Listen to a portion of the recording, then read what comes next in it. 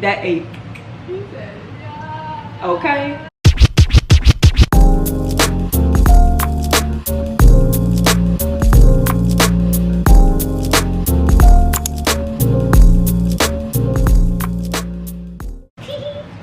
Hey fam, welcome back to the channel, and as you can see from the title of today's video, we will be doing like an entrepreneurship talk, you know. But before we get started, I want to introduce you to my very close friend. Yo, I'm Trogs, Megan Trolio, J Mundy, my president. True and true, okay? So to start off, we're going to be going over some basics when doing business with friends. My very first thing is contracts. My very first thing is contracts, so that you and your friend or whoever you're doing business with is on the same page as far as task and liability. There we go, task and liability. Yeah. Because let me tell you something, just because a person is your friend does not mean that they're going to be as committed to the project as you are. So for y'all to be on the same page, task, liability, and ownership, especially because, you know, we do fashion, modeling, photography, and stuff like that. Creating a contract so everybody's on the same page is so vital.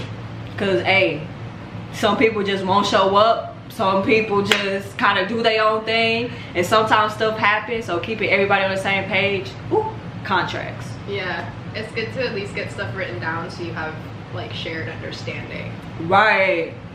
Even if it's not like legalese, like written in stone, like okayed by a lawyer. We've definitely had these experiences where we've at least like written things down, right, to show that like we were intentional with it at least.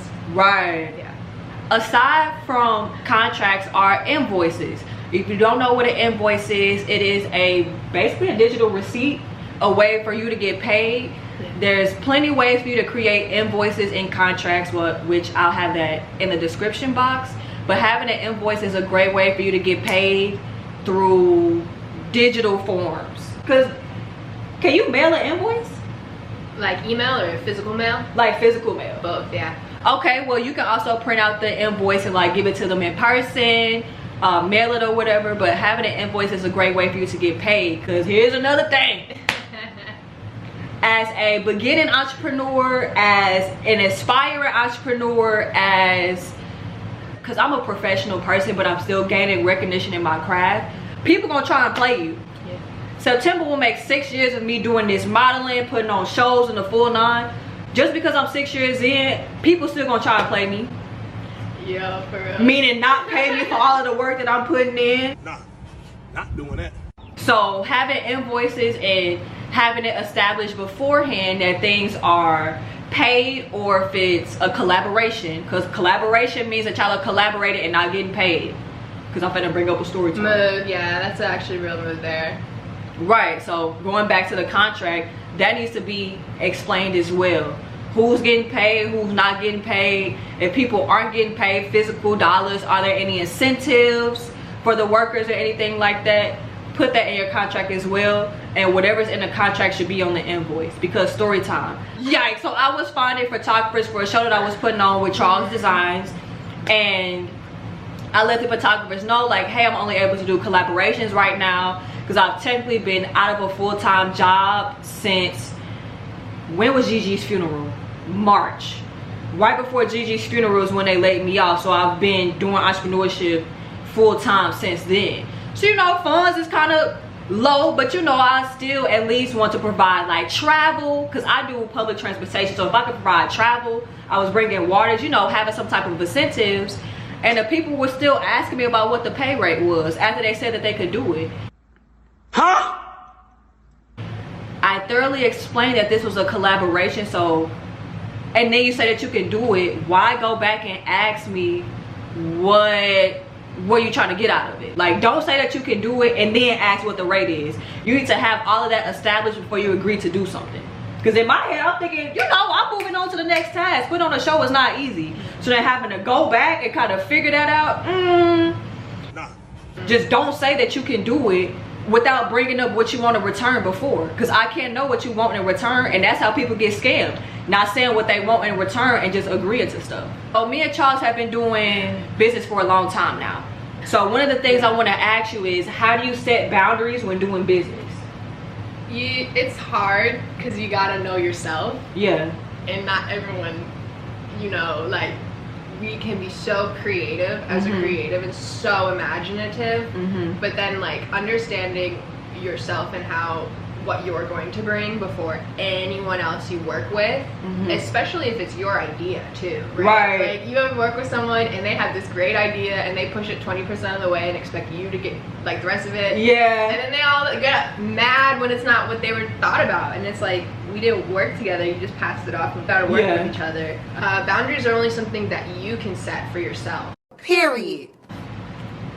So you know, that's why we talk contract and we talk overview, from like, you know, why we try to at least like come up with decks and stuff to be able to communicate that information, so that way when it comes down to like what we're actually spending our time giving, and you know, we're able to do that for ourselves and like not try to ask other people to do something that maybe they can't handle, or maybe they're not available, you know, because people out here working, people out here living, people out here have whole other stuff outside of their own like creative endeavors, and so yeah, really being honest with yourself before you come to the table helps.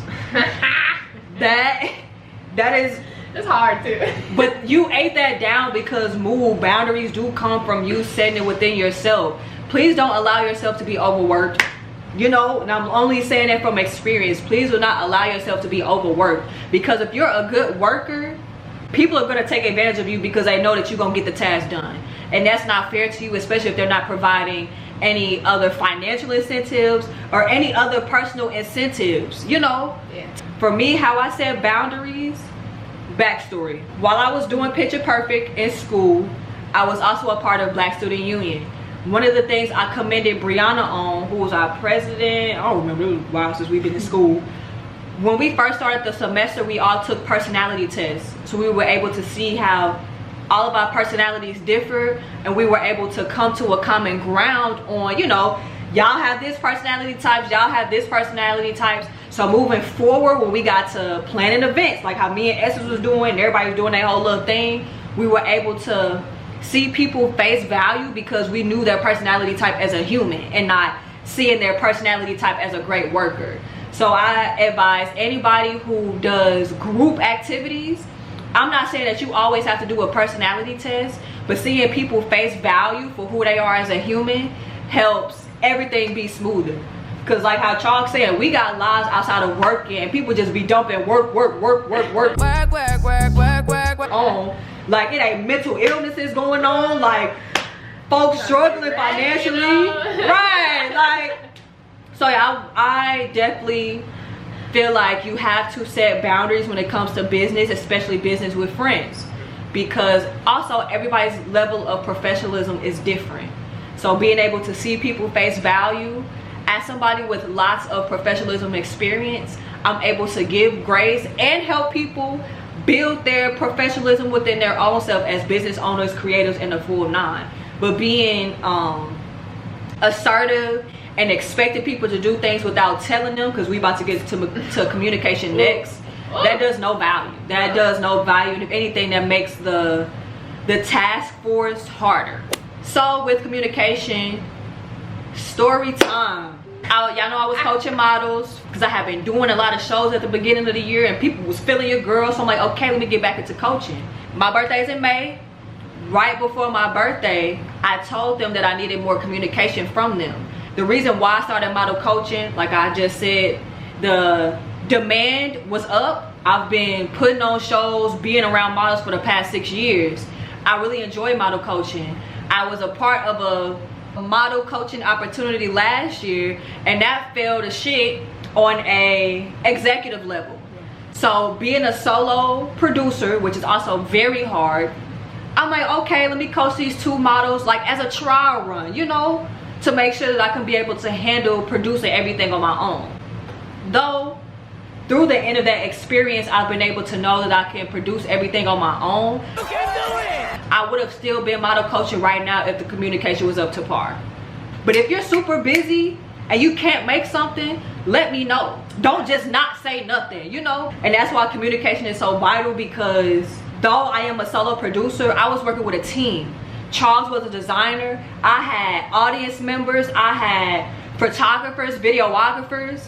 This is a team effort, so communication has to be up so everybody can know what's going on.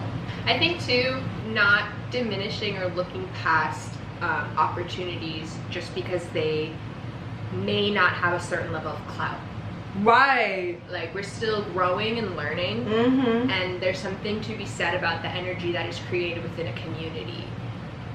When, you know, multiple people and like when a community rises up together, like, it's oftentimes like a secret knockout sometimes, because there's culture and language and shared experiences that were created within this group of people, that can now be translated like on a macro level. But if you don't even give them the time of day just to like say hey from like a friend level, let alone like a business partner level.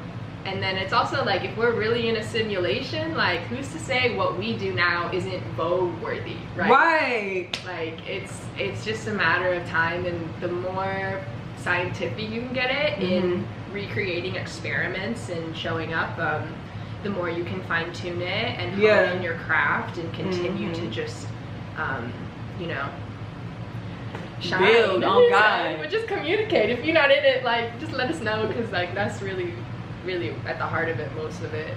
You gotta communicate. People can't know. I can't read nobody's mind. Anybody that you're working with can't read your mind, and vice versa. Whoever is overseeing the project, you have to create that in the foundation of communication, because if people aren't good at communicating, they gonna continuously do the not good at communication. So as anybody that's overseeing a project, you have to set that foundation, because if you don't, then you can't expect them to communicate back. And that's why I was upset, because I set that foundation, gave them a warning, and they still didn't communicate back. Communication is like a verbal form of a contract. Like, all of that is so vital in getting the task done. Mood. So for our last topic, we're going to be talking about standing on your responsibilities and having faith. Having faith stuck out to me the most, because let's use this example, because in the last conversation, y'all know it was Essence and Joe. Y'all know Essence does graphic design. Say if Essence was a beginner graphic designer, you know, really like getting into her craft, like learning, practicing the full 9. Say boom, bold, like how Charles just said, hit her up to make a good graphic design piece for whatever they have coming on, because I'm getting excited. You have to pray with conviction. Don't pray for something and then you get it and then you flustered as to why you got it. You basically did a waste of a prayer. I'm gonna say that one more time. Pray and move with conviction, because when you get these opportunities, please do not be flustered, because best believe there's going to be a confident girl, male, however you identify, there's going to be somebody that's more confident within themselves and their craft is going to sweep your ass under the rug. You got to have faith in yourself, and you got to have faith within yourself and your craft, because best believe not having faith will show. You could be a great graphic designer, you could be great at anything that you do, but you have to have faith that you're great. Because you could be skilled great and still don't believe that you're great, and that's still not enough. Because there's people out here who have great skill and believe that their skill is great. Come on now. So you have to have faith. And I getting into the scene, especially we're creatives, it can be a little bit exciting, intimidating when you get into these new elevated professional spaces, but best believe if it was not meant for you to be there, you wouldn't be there. I know that's right. So with that said, whatever you get casted for, selected for, you meant to be in that space, so own it up. And also, because you know, on an honest level, I understand that people deal with anxieties, nerves, and fear and all of that, but don't let that override you. We all have feelings, however our feelings aren't supposed to control us. So again, when you get these opportunities, you're meant to be there. I just want to throw that out there, because hey, I've been in a lot of situations and I have a lot of friends who be doing that, and it's just like, bro, you're slick wasting your time for somebody who can actually be there, who actually gonna get the job done. Yo, no disrespect. And with that, standing on your responsibilities, like how we talked about contract. If I'm supposed to be the one finding the models, finding the photographers, finding the full 9, I need to make sure that I do that. I shouldn't be asking the designer to be doing the things that I'm doing. Now it's one thing of, hey, I'm trying to find some more photographers, can you send me some people? That's cool, but y'all should not be the one sending a professional message, reaching out to people when I'm the one that's basically the secretary, you know? So again, stand on your responsibilities and your tasks. If it's too much, talk to your boss or talk to whoever is over the project. And if you don't want to do it, then you don't need to be there. Because I'm sorry, as a creative, we ain't got time for that. That's stuff that you do at McDonald's when you don't want to work. We ain't got time for that. Even if you don't want to do the task, but you still want the job, like, you should still do the task and just be quiet about it. And just try to just, like, you know, just get it over with. And if it's really that big of a deal where it compromises, like, a moral standard, it goes back to communication and just being upfront, you know, with it. But if you've been tasked with a responsibility and it's been handed to you that is yours, and that's just life, you're gonna have to pay your rent one way or another. So right. You're gonna have to figure it out. Nah, bro, you got to do it. You got to put that work in. Like Joe said in the last video, nothing is gonna come to you easy. You're gonna have to put that work in. And again, if it's a task that you gotta do but you don't want to do it, keep your mouth closed. Journal. Okay. I don't want to say keep your mouth closed. Don't hold your feelings in. Journal. I would keep your mouth closed though, because it's like, if you've given yourself to this creative collaborative opportunity, in which case, like, part of it is like we're responsible for the energy that we open up when we're in the space. So like, there's a subconscious brain attached to all of us, and we're like constantly communicating. So like, if there's problems before a certain problem, so if like the symptom or whatever is like you like not enjoying a certain task, but it's like just something really silly, like zoom out. What's the bigger picture here? What is really like upsetting you? If it's like if it's that big of a deal, you know, just to like do one small thing to help out people, because that might be like a deeper issue in which you need to, like, you know, right, take a step back. But also, if you just lazy, if you just don't want to do it at that time, creative industry, because it's just not going to cut it in the creative industry, because first off, we're working just from roots of just like pure humanness, not any type of connection or anything. So right, like, to uplift it to a level of like where the industry is, and then also to overcome your own personal vendetta of just being alive, like, you know, it's obviously going to take a lot of work, and if it's not for the weak of heart, it's not for the soft, but that's why you work with people, so you can encourage each other, and so you can help each other and pass the ball if it is something that is taxing, like on your mental health or something like that. Yeah. Again, back to the communication. Ain't nobody gonna know unless you say something. One more time. Not gonna know. Nobody is gonna know if you don't say anything. And I want to say before we close this off, just because a friend comes to you wanting to do business does not mean that you should always follow through with it. You know your friend. See your friend's antics. You know your friend's personality. If your friend slack off, lacks focus, lacks accountability, do not do business with that friend. I understand that we have these emotional connections, so we be expecting our friends to be on the same level, family, all of that. Release that. You know that when you first start out, most of your recognition is gonna come from strangers, and I know that it makes a lot of my friends upset because they be wanting that recognition, the likes, the reshares, and all of that to come from friends and family, but that is an unrealistic mindset. The only reason that you have that mindset is because you have these personal connections to these people. Release that. You have to see these people as this a good person to collab with as a business person? When making decisions, you have to see it from that perspective. And then when you get to the yes, if it is a yes, that's how you're able to see people through humanity, because you know it's your friends. You can already see them through face value. It's already your friend, so communication should be up to par. And if not, of course, bring conversations like, hey, you missed out on this task, what's going on? But I just want to say that just because a person is your friend and they want to do business does not mean that they're always ready to do business with you. Yeah, you can still help them too, but like, question them, ask them a bunch of questions, because sometimes a really few key questions like might make them think differently about their idea, and that helps maintain the relationship too, when you can continue to like at least like share inspiration with each other without having to fully commit into a, you know, a big show, you know. And it helps them grow too, which is really what we we need more for our communities to help. I agree. I agree on asking questions, because also don't get too demanding. As somebody who speaks aggressively, quote unquote, that's why questions and seeing people from face value matters, because don't get too demanding. Maybe like a few conversations you're gonna talk about like being CEOs and just being leaders within business, because being demanding ain't gonna get you nowhere.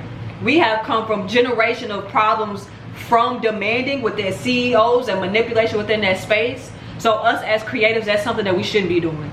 If you wanted to be demanded by somebody, we might as well go work a regular job, go work corporate. Like, even then it's just titles, you know? Right. So if you're not, just because there is like a comfort in having a structure and having a system, that doesn't necessarily like translate into ultimate success or even freedom. Right. So even a CEO, like just because you have a title don't mean nothing really. You still gonna have to, you know, you still gonna have to put in the work, and you might do more work without a title, being an independent creative. But if that satisfies you passionately, creatively, intelligently, it might be better off for your like soul and for our earth than like sticking to this structure. And before we close this out, even though I know I said that before last time, if anybody needs any help when getting through their business journey as a new business producer, as a new business owner, as a new producer, anything, hit us up. Our Instagrams will be down below. We have a lot of great experience with leading people, leading teams, producing events, intangible things. Like, we have a lot of experience, and we want to be able to help young business owners, because now it's a new thing of, oh, you can be a millionaire at 21 years old. We want to be able to help y'all get y'all blessings and maintain it, because you can get $1 million and not be able to maintain it. You can get a good team and not be able to maintain it. You can get a good idea and not be able to maintain it. And you know, business isn't taught widely. Like, we went to school for business, so that also kind of helps. So we just want to be able to share that experience too. You have any last words? Hold the faith. Come on. Yeah, my art has gotten me everywhere it's gone and everywhere it will. Like, I've gotten to go to some really great places because of it, but it's only because I created something. Like, I created a piece of art because I truly wanted to create that, and then it's gone on to live an entire life of its own, not because like I pushed it in any one way or another, but because I had the faith in myself and I had the faith to start. I think I'm still like working on like what a true business system looks like, but get started. Like, just start writing things down and getting them out of your head and bringing them into the real world. Start talking with people about even an idea about what you would want, and really make the place where transactions can happen, really make those very public. Because the sooner you can do that, the more opportunity people will want. Because people want to support creatives. People want to support it, but they don't necessarily always have the avenue to be able to do that. So you can build it. Just take your time, but have the faith to go for it, really.